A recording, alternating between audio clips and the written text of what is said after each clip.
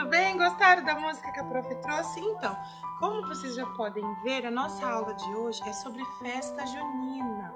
A prof vai falar para vocês um pouquinho sobre a festa junina. Na festa junina, nós temos muitas coisas típicas de várias regiões.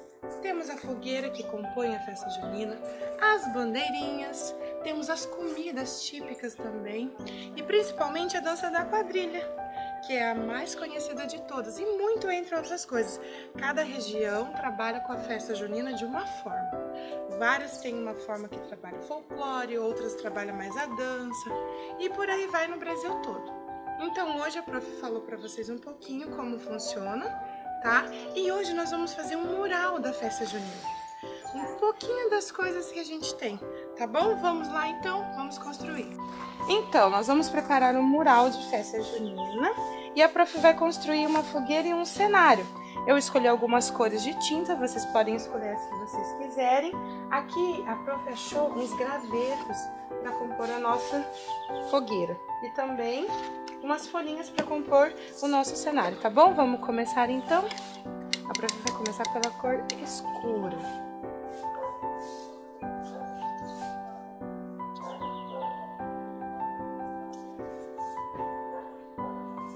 Fazer o nosso fundo.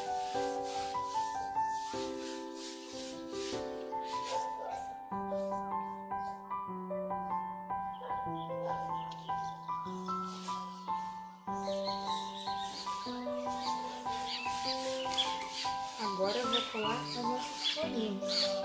Agora vamos montar a nossa fogueira.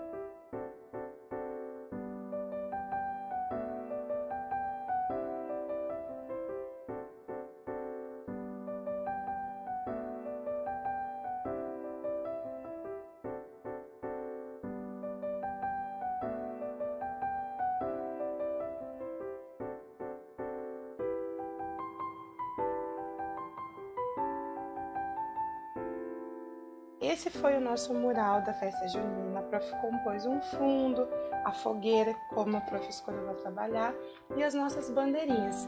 Essa foi a nossa última aula antes das férias. Espero que vocês gostem.